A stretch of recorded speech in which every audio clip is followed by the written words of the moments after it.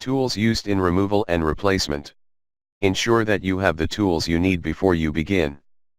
These should include small, Phillips head, P0 and P1, screwdrivers. Small, flat blade screwdriver or a flat blade alignment tool. Case separator tool.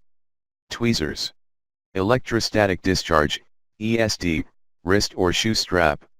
Smooth jaw, bent tip needle nose pliers, optional.